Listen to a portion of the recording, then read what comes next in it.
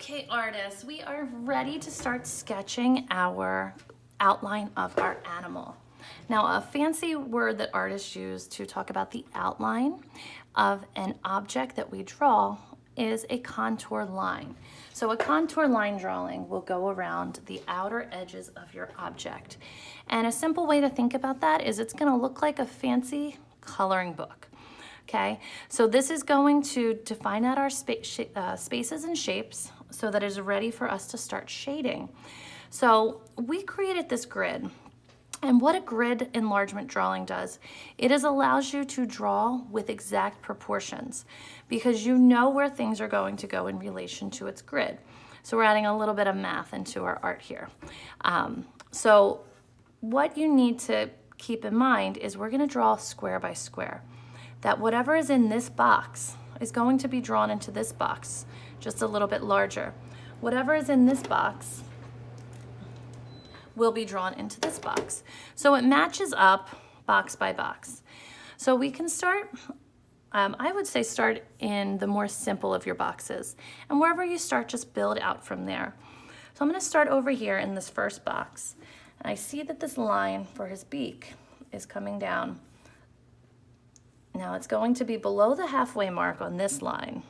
So it's going to start about here. And then it's going to come almost to halfway here. So if that's my halfway mark, that's going to go there. So that I can create, this curved line that's going to go up like that.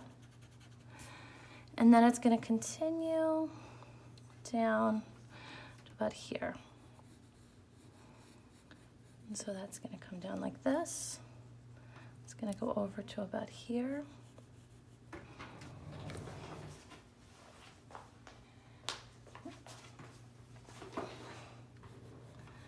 That's going to curve down. That's going to come up. And then this line's going to cut across right about here. We're going to go back and we're going to add in details as we go. You want to start focusing on the bigger parts first, getting the big shapes down and then adding those details in. Because if you spend a lot of time drawing those big shapes, the details, and you have to shift some of the sizing of your big shapes, then you're going to have to erase those details. So whenever you work with anything in art, work big to small. So I'm going to look at this curve. I feel like that goes up a little too high, so I'm going to adjust that there. This is why we work in pencil, so you can erase. I want you to try to draw as lightly as possible. That way if you have to erase, you don't see those lines. They're not super heavy and you can get rid of them if you need to. Okay, so his beak comes over just a little bit further there. I'm going to come down here. I'm going to bring this out. And that comes to about the same line as that. And that's going to come... and then there's a little bit of black.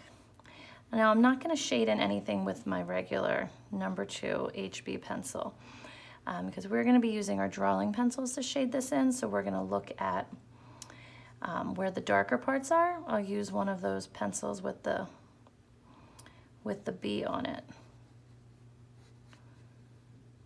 Okay, that's going to come over and go up. And that's going to continue there. It's going to come down. Okay, so I would continue sketching as I moved along. Okay, box by box.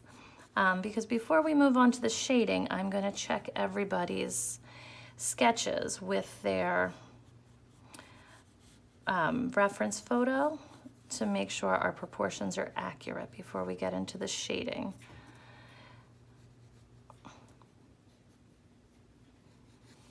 Okay, it's gonna angle there, it's gonna cut down to there, gonna continue in there.